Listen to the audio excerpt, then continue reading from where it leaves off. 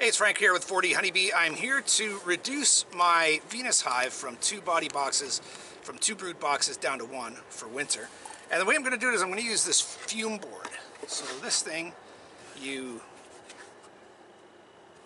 stick on top of the box that you want to get rid of. You spray this felt part here with this chemical that stinks. This heats up in the sun and the bees run away from it. Now the chemical, its commercial name is called bee repel. You see that there? And the best way to describe this stuff is that it smells like stinky butt.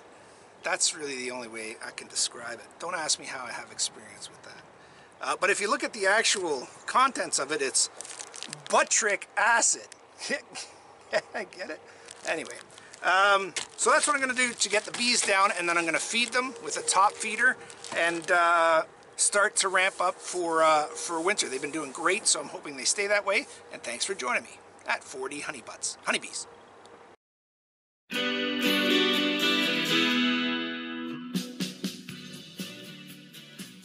Okay, so I'm going to get the smoker going because these bees do not like the old butt don't stink, the buttric acid.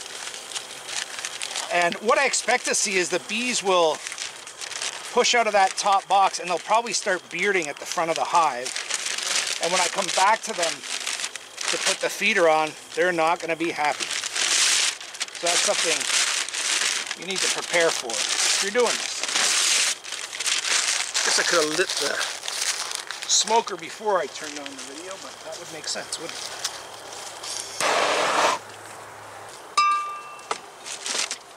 Okay, I really should have gotten the treatment ready before I opened the box. Rookie move on my part, because now the bee box is open and nothing's happening. Good way to bother your bees.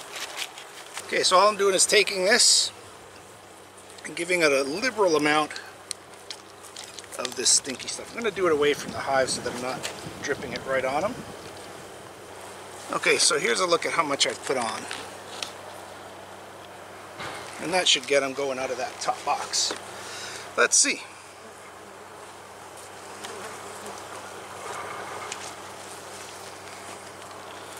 These bees are so calm right now, I hate having to work them up. Have a good look for the queen on this top lid here. And on the other underside, because she has been on this lid before.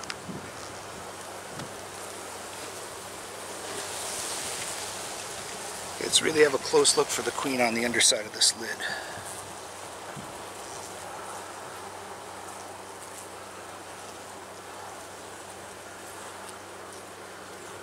I don't see her. They're still very calm.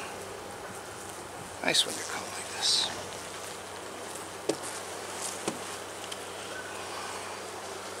Okay, now on goes this top board. I'll leave it probably for a good 15-20 minutes. And then I'll come back and hopefully bees will have gone down to the bottom.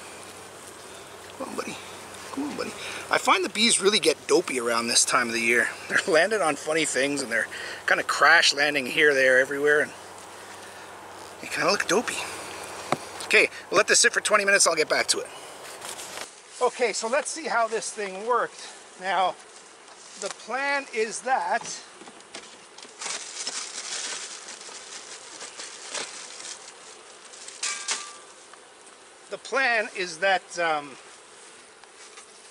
I'm going to bring it down, push it down to 1 box here. And what I fully expect to happen is that a lot of bees are going to get in the air and a lot of bees are going to be unhappy. What I also expect though is that this top box is going to be mostly full of honey. These bees have been just going like gangbusters, and what the queen should be doing is making her nest in the lower box, making the top box resources, which I am now going to take. I'm going to take the resources and I'm going to hang on to them. I'm going to feed this hive for 3 weeks and let them do their last bit of 3 weeks of foraging, and then come back to winterize. When I winterize them, I'll bring back the honey and feed them their own honey as they need it. So let's see how this thing worked. The stink box. Oh yeah, it worked good. Look at that. So that's a fume box, guys. If you wonder about an easy way to get your bees out of a box, that thing works really well. It stinks, but it works. So let's see what we got here. I'm going to start in the middle for no apparent reason.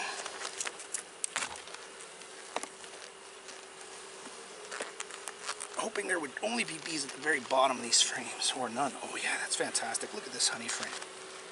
Look at that. Beautiful. Okay. You know, I might just be able to take this whole box off, but let's not push my luck. I'll do it one frame at a time. Try to work quickly and expeditiously, and not hurt bees.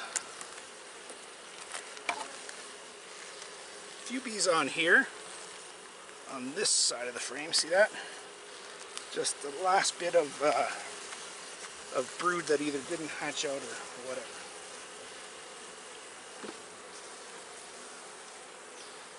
Okay, now here's a brood frame that is still needing to hatch out, so I'm going to have to put this in the bottom box. Take a look. Look at this queen. Look at how she's still making bees. It's October 9th, and this hive is still doing just amazing things. Okay, this frame's pretty much hatched out. So I gotta find a spot in that bottom box for that brood, or maybe what I should do is give that brood to my struggling hive. You know what? That's exactly what I'm gonna do. Oh, more brood. Look at this. Okay, let me just make sure the queen is on here. It's amazing how, although the bees have vacated all the honey frames, they're still sticking around, even with the fume box. They're still sticking around the brood to protect it and rear it. Amazing critters, these bees.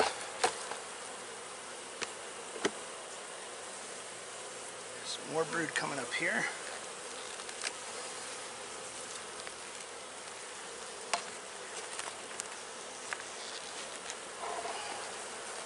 Just a little bit.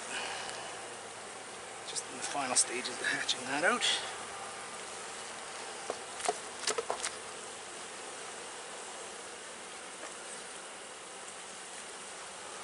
Two more honey frames.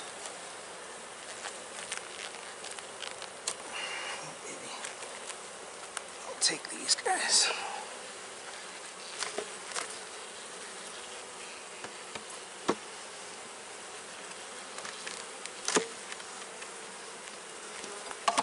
Now, with there being 3 brood frames up top, there's certainly going to be brood frames down below.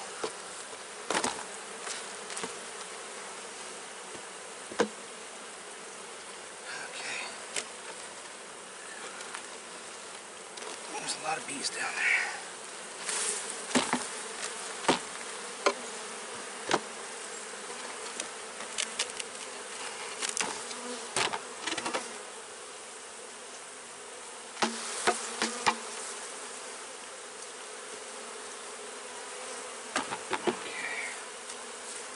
Let's get their inner lid on.